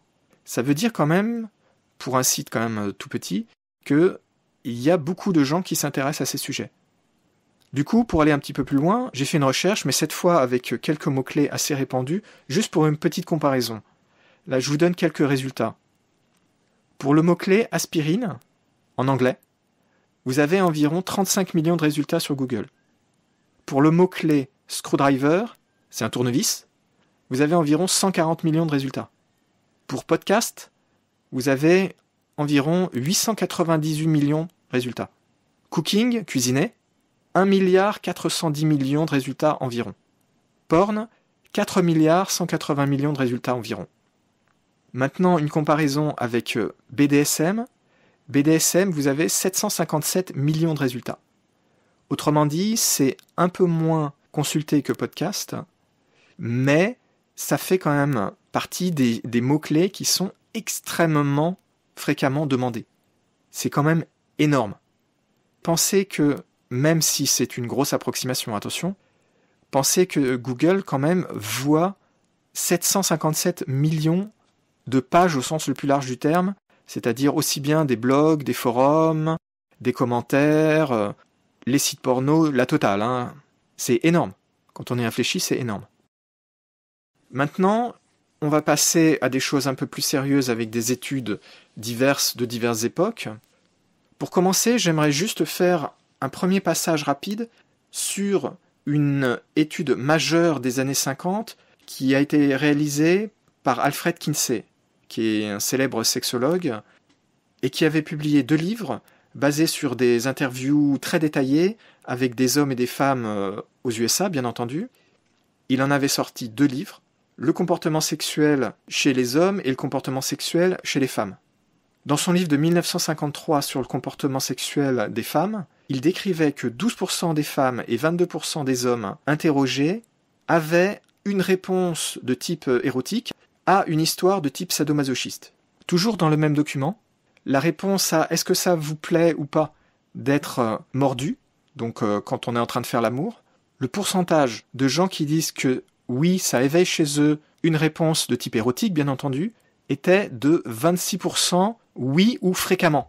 Et si on prend en compte le deuxième résultat qui est oui, il y a une certaine réponse érotique, mais c'est pas forcément très fréquent ou c'est pas forcément très clair, là on a 29% pour les femmes, 24% pour les hommes. Si vous regardez le résultat des gens qui disent non, un non catégorique, c'est 45% pour les femmes, 50% pour les hommes. Là, on parle des années 50. Ça veut donc dire que déjà dans les années 50, on avait de façon claire des indices, même si on était encore loin évidemment des études beaucoup plus poussées qui ont été faites depuis, évidemment. On avait donc des indices très forts que des comportements, les morsures par exemple, ou bien des fantasmes sur des pratiques qui sont clairement dans le domaine du BDSM au sens large, existaient et donc n'étaient pas du tout rarissimes. Donc vous voyez, en dépit de ces chiffres qui montrent clairement que dès ces années-là, on savait déjà, en partie, qu'il n'y avait pas réellement une rareté aussi forte que ce qui a été prétendu après ça, pendant les plus de 50 ans qui ont suivi, on a eu un seul et unique discours, c'est le BDSM est pathologique, le BDSM est quelque chose de très rare. Même dans les années 2000, c'était pas du tout gagné d'avoir des études, des gens qui disaient qu'en fait, c'était pas si rare que ça. Mais ça, on va y revenir dans la suite. Je voudrais faire maintenant un petit détour par un groupe de 2 études qui ont eu un impact assez important. Je vais expliquer immédiatement pourquoi. Ces 2 études sont basées sur les résultats d'un sondage d'assez grande ampleur, réalisé en 2001 et 2002 en Australie. Ces 7 études, du moins l'une des 2, vous allez voir pourquoi. Dans cette étude, on trouve un chiffre qui est fréquemment cité de 2,2% d'hommes et 1,3% de femmes qui ont fait du BDSM dans l'année passée. Ce résultat, la raison pour laquelle je voudrais revenir dessus, c'est parce qu'il est cité de façon très fréquente. Et donc je voudrais passer un petit peu de temps parce que je vais m'en servir pour illustrer un problème majeur. C'est la différence entre, comme je le disais tout à l'heure, lire un chiffre et lire l'étude pour voir le contexte dans lequel ce chiffre a été trouvé et les limites qui sont posées par les auteurs. Et vous allez voir, là ça fait une grosse différence. Un autre problème qui est posé par cette étude, de façon indirecte, c'est qu'elle est utilisée dans le DSM. Le DSM, je vous rappelle, c'est la Bible, entre guillemets, de la psychiatrie américaine. C'est un ouvrage vraiment très très important. Et dans cet ouvrage, ils font une référence à cette étude, donc, sans vraiment donner les limitations et le contexte. Alors parlons-en de cette fameuse étude australienne. En réalité, le problème, c'est qu'il y en a deux des études. En 2001-2002, il y a donc eu un sondage représentatif qui a été fait sur la sexualité en Australie. Ils ont interrogé donc un assez grand nombre de personnes et surtout, ils ont fait attention à ce que leur échantillon soit représentatif, ce qui est très important évidemment. Je dois préciser que c'était un sondage portant sur la sexualité en général et non pas le BDSM. Le but de leurs interviews, c'était de voir quelle était la fréquence de pratiques sexuelles de type auto-érotique, par exemple la masturbation, et non coïtales, c'est-à-dire qui ne sont pas des rapports génitaux purs. Donc typiquement, utiliser des sextoys, ou bien faire du BDSM, ou bien se déguiser, ou encore visiter des sites porno, utiliser des lignes téléphoniques roses, faire du fisting aussi. Bref, il y a toute une série de questions qui étaient posées. Alors, en réalité, le document que j'ai sous les yeux, la première étude qui a été publiée suite à ces interviews, elle a été publiée en 2003. Cette étude, elle était surtout quand même concentrée sur le côté masturbation. J'aurais pas mal de choses à dire sur cette première étude. Elle contient des choses intéressantes. Maintenant, je vais en arriver à l'explication de pourquoi j'ai mis de sérieuses réserves sur cette étude. Elle dit quand même des choses intéressantes, attention, qu'on se comprenne bien. Il y a quand même des choses intéressantes à en ressortir, mais tant que vous n'avez pas regardé comment ont été faites les interviews, vous ne pouvez pas vous douter du problème que je vais vous présenter. Donc dans leur explication, il y a la liste des questions qui ont été posées. À un moment donné, quand on va en arriver aux questions un peu plus osées, entre guillemets, sur des sujets un peu plus difficiles, un peu tabous, voilà ce qu'ils disent. À partir d'ici, la personne qui fait les interviews peut sauter le reste de la section si la personne interrogée ne comprend pas la question ou exprime un certain malaise. Dans les questions suivantes, voilà ce qu'on trouve. Dans les 12 derniers mois, avez-vous été impliqué dans du BED ou du SEM? Ils ont écrit ça en toutes lettres. Ensuite, ils précisent, c'est bondage et discipline, sadomasochisme ou dominance et soumission. Alors je ne sais pas si vous voyez exactement le problème. Je vais faire un récapitulatif. D'abord, dans cette étude, si le sujet gêne les gens, on saute les questions. Après, le deuxième problème, je ne sais pas si vous le réalisez, parce que si vous êtes en train d'écouter ce podcast, que vous avez lu mon site internet, il y a de fortes chances que vous sachiez au minimum ce que veulent dire les termes BDSM, bondage, discipline, domination-soumission, sadomasochisme, et que vous ayez au moins une petite idée de ce que ça représente. Là, le problème, vous voyez, c'est que ils n'ont pas réellement défini ce que c'est que BDSM. Là, je vous rappelle, on est dans les débuts des années 2000, entre 2001 et 2002 pour les interviews. L'étude, elle, n'est sortie que en 2003. Donc à cette époque-là, on n'en parlait pas vraiment de BDSM, le terme n'était pas encore vraiment connu, et même la plupart des gens ne savaient pas ce que signifiaient tous ces termes. À part, bien entendu, plus ou moins le terme sadomasochisme, avec toutes les idées fausses, les préjugés, les stéréotypes. Mais si à cette époque-là, vous interrogez des gens et que vous leur demandez ce que veut dire bondage and discipline, domination-soumission dans un contexte sexuel, sérieusement, combien de personnes comprennent de quoi vous parlez? Combien? Vous voyez le problème ici, c'est qu'ils ne sont pas en train de demander aux gens s'ils font du BDSM. Pas du tout. Ils sont en train de demander aux gens s'ils connaissent, s'ils comprennent les termes, et s'ils ont des pratiques qui font partie des termes en question. Donc ça demande vraiment une bonne compréhension de quoi on parle. Et ça change tout. Ça change tout. Parce que s'ils avaient dit « Est-ce que vous faites de la fessée? Est-ce que ça vous est arrivé d'attacher votre femme, votre mari, votre petite amie sur le lit pour faire l'amour ?» Ce genre de choses, vous avez une garantie à 100% que les réponses, elles n'auraient pas été les mêmes. Et là, on revient à un problème que j'évoque depuis longtemps, sur lequel j'insiste depuis des années, c'est qu'il faut faire très attention au vocabulaire utilisé. Et il faut vérifier que les gens comprennent de quoi on parle. Et il faut aussi se méfier des préjugés qu'ils ont sur les termes. Parce que beaucoup de personnes, et ça je l'ai vu dans des études, ils le disaient explicitement, dans certains textes des études que j'ai là sous les yeux sur mon ordinateur, ils disent explicitement dans le texte qu'il y a certainement beaucoup de gens qui font des pratiques de type BDSM, notamment la fessée, c'est l'exemple typique, mais qui ne pensent pas que ça fait partie du BDSM, si tant est qu'ils connaissent l'existence du mot, Et même quand ils connaissent l'existence du mot, il n'est pas du tout évident qu'ils pensent faire partie du milieu BDSM. Parce que même si vous savez ce que ça veut dire BDSM, que vous en faites chez vous, il y a cette croyance qui est encore assez répandue que pour vraiment faire du BDSM, entre guillemets, il faut être dans un milieu, être dans un club, une association, ce genre de choses. Un exemple concret dans une étude, il trouvait que 46,8% de la population générale avait un intérêt pour le BDSM et s'était livré à des activités de type BDSM au moins une fois. Dans la même étude, seuls 7,6% de la population s'identifiait comme étant quelqu'un qui fait du BDSM.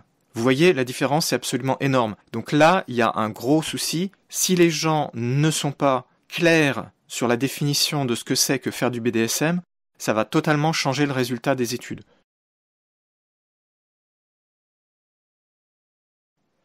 Si je regarde dans une étude qui est transversale, c'est-à-dire qui a fait une étude systématique de 60 autres études, voilà ce qu'il dit sur cette fameuse étude faite en Australie. Cependant, les chercheurs n'ont pas proposé d'exemple ou de définition du BDSM en dehors de l'explication de l'acronyme, que je venais de vous citer tout à l'heure. Du coup, ces pourcentages peuvent être sous-estimés. Chose, entre parenthèses, qui est évidente et que moi j'ai toujours dit. Dans une autre étude transversale, très intéressante d'ailleurs, qui elle a étudié 87 articles, l'une de leurs premières sections traite de la fréquence du BDSM dans la population. Il présente donc les différentes études, dont la fameuse étude australienne. Il montre clairement des grandes différences avec d'autres études dont j'ai parlé tout à l'heure, et à la fin, il conclut en disant « Cette divergence, donc entre l'étude australienne et certaines autres études qui montent jusqu'à 50, 60%, presque 70% d'intérêt pour le BDSM, donc une différence monumentale, c'est énorme. Leur explication, elle est très simple.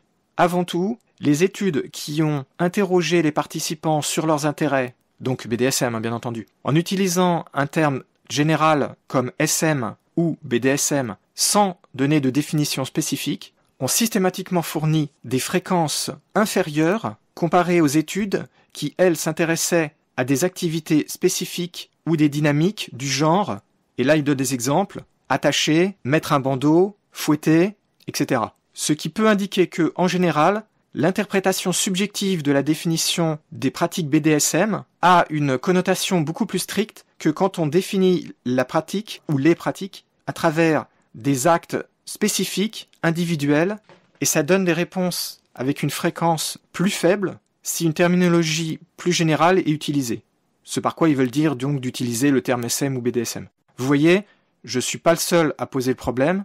Cette étude-là, la précédente, déjà attire l'attention sur ce souci. Ce ne sont pas les seuls, je vais en parler d'une ou deux autres, mais malheureusement, trop souvent, dans un grand nombre d'études, ce facteur il n'est pas pris en compte, et ensuite les gens qui utilisent ces résultats se concentrent sur certains chiffres, ne lisent pas, ne comprennent pas ou ignorent volontairement, je sais pas, ces questions-là, et donc ne font pas dans leur compte-rendu la nuance nécessaire pour dire « oui mais attention, on a utilisé tel mot, donc ça a sûrement sous-estimé ».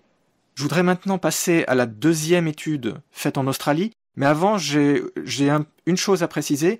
Je vous avais dit que la première c'est surtout concentré sur la masturbation. Si on regarde le côté BDSM, il n'y a quasiment rien de dit dans le document.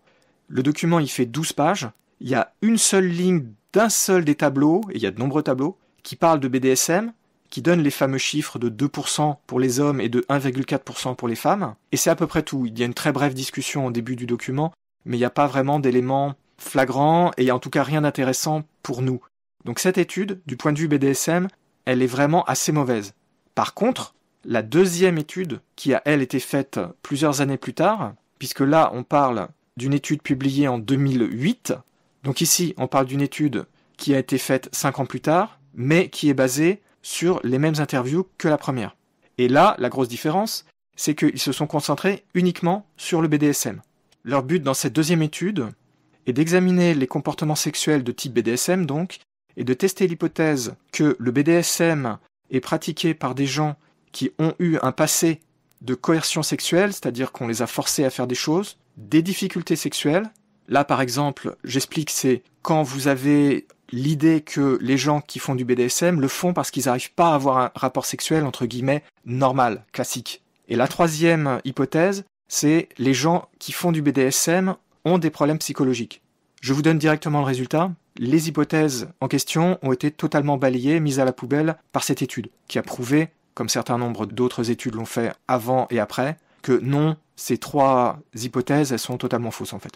La grande différence donc avec la première étude, c'est que là, cette étude qui fait 9 pages, elle est vraiment consacrée uniquement au BDSM, et là, il parle beaucoup plus en détail, c'est beaucoup plus clair, c'est beaucoup plus intéressant, et elle est beaucoup plus aboutie cette étude. Alors, ils expliquent pourquoi dans leur premier document, ils n'avaient pas donné trop de détails, et là, leurs détails donnent des chiffres qui sont différents, et ce sont ces chiffres-là qu'on retrouve un peu partout.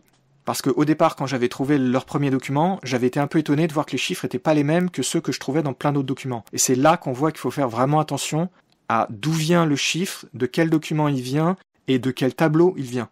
Dans ce document-ci, bien que ce soit basé toujours, on est d'accord, sur le même échantillon d'interview, cette fois ils disent, parmi les gens qui ont eu un partenaire sexuel dans l'année passée, 2,2% des hommes et 1,3% des femmes disent avoir fait du BDSM dans l'année qui vient de passer.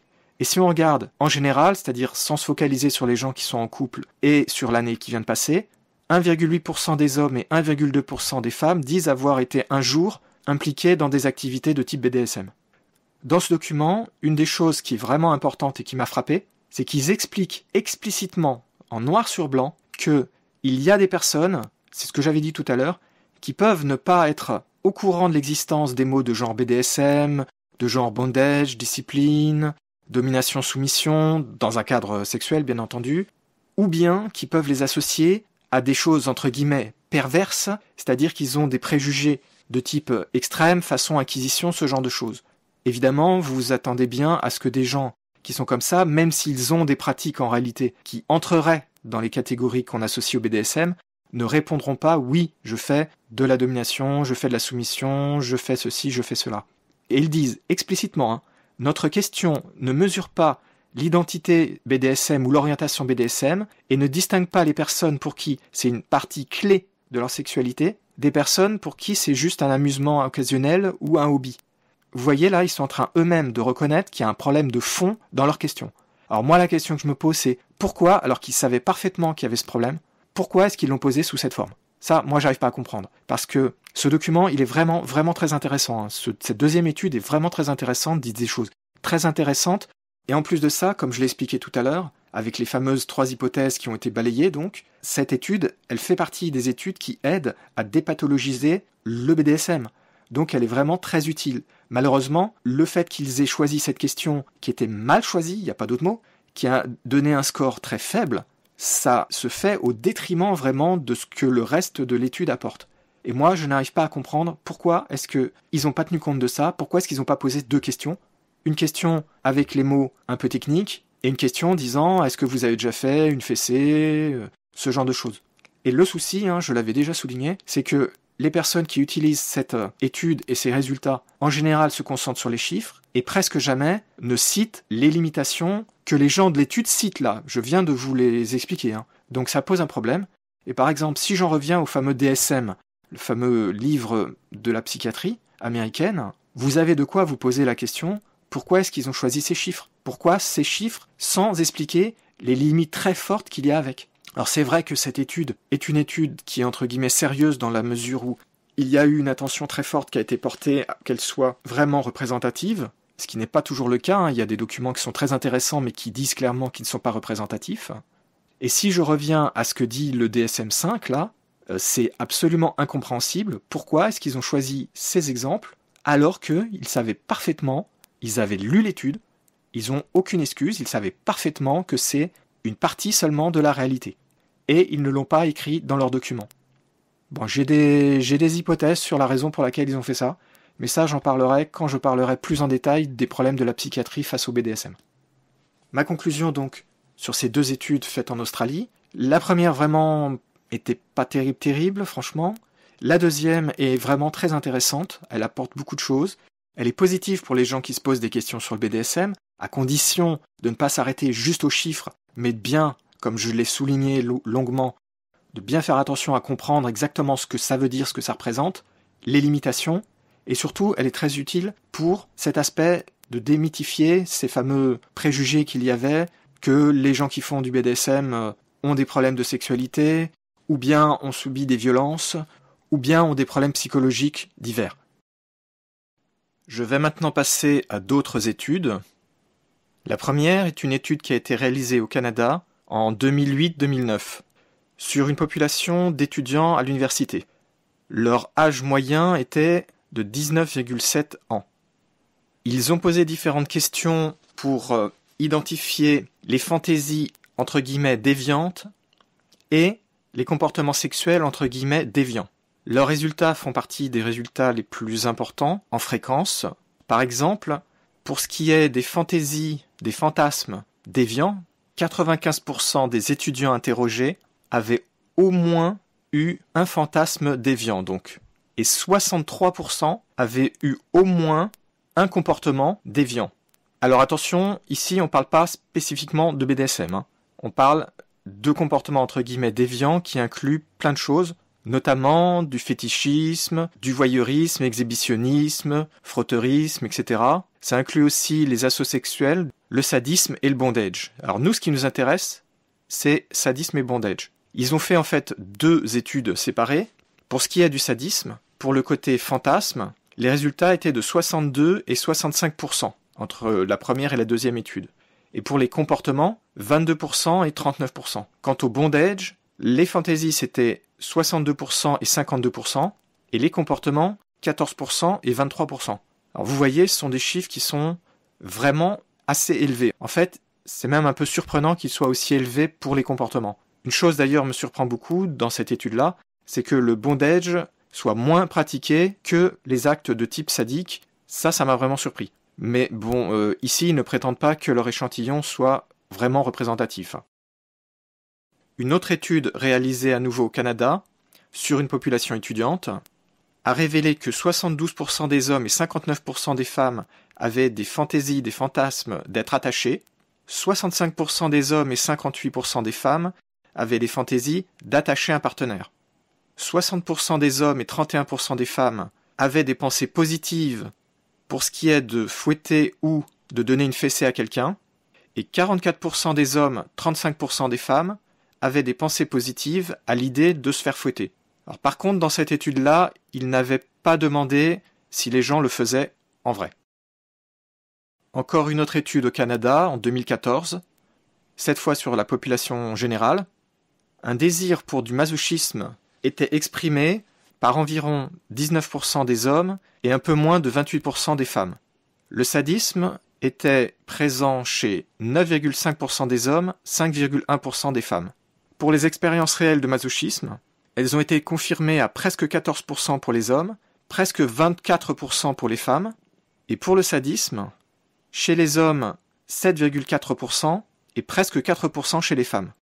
Une autre étude publiée en 2017, basée sur des sondages effectués en 2015, aux USA, avec un échantillon représentatif d'adultes, posait des questions, dont des questions BDSM. Parmi les réponses, on trouve du fouet léger, 6% dans l'année passée, 15% dans la vie en général. Pour la fessée, 17,2% dans l'année passée, presque 32% en général. Attaché ou être attaché, 4,5%, un petit peu plus de 21% au cours de leur vie. Aller à une soirée BDSM, 1,1% pour l'année passée, 3,4% dans leur vie. 29,3% pensaient que attacher un partenaire ou se faire attacher était attirant. Et recevoir de la douleur lors de pratiques sexuelles était jugé très ou assez attirant par 11,4%. Quant à l'usage de bandeau, il était jugé de très à assez attirant par presque 35%. Un autre sondage de 2005, cette fois réalisé sur 41 pays, indiquait qu'environ 20% des personnes interrogées avaient au moins utilisé des masques, des bandeaux ou des objets de type bondage au moins une fois, et 5% disaient avoir eu des pratiques de type sadomasochiste. Enfin, je voudrais terminer avec une dernière étude qui cette fois a eu lieu en Belgique en 2017 et qui mesurait la fréquence des fantaisies et des activités BDSM dans la population générale.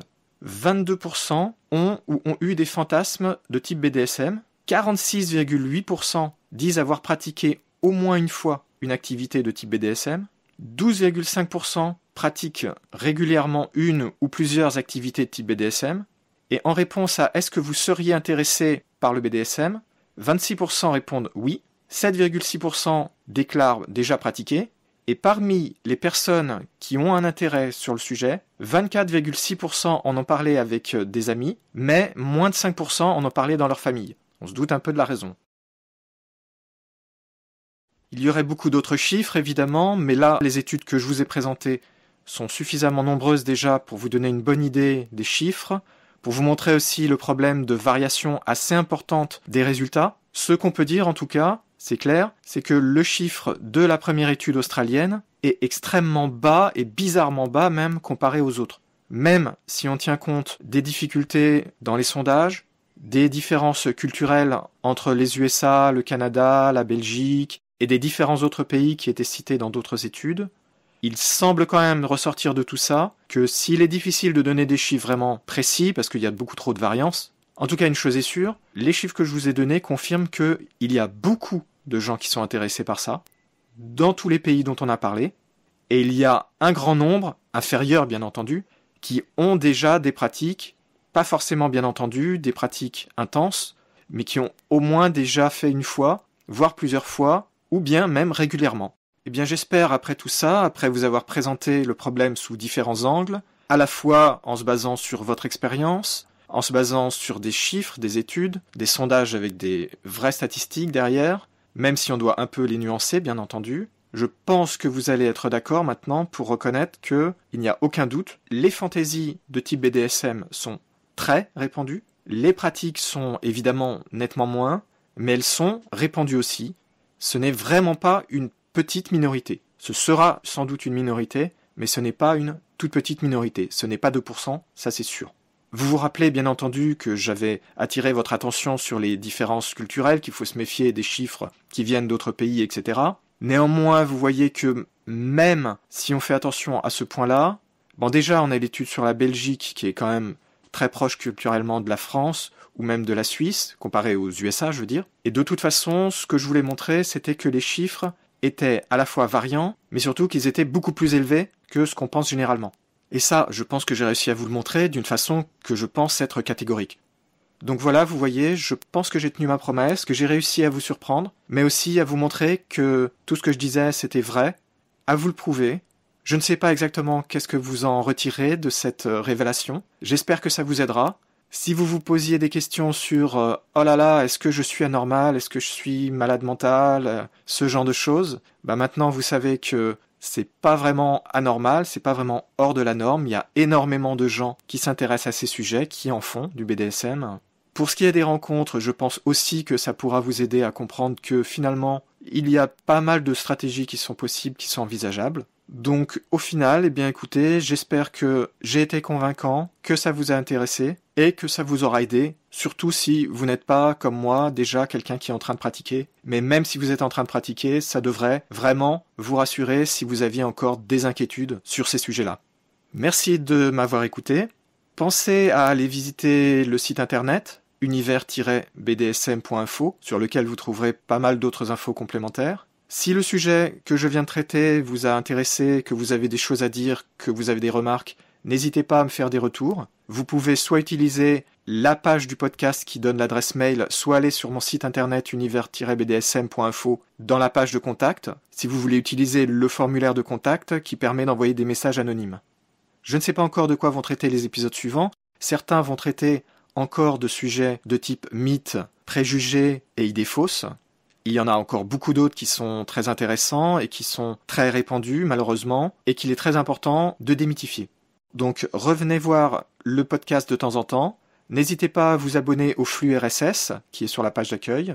Et je vous dis à très bientôt pour de nouveaux épisodes.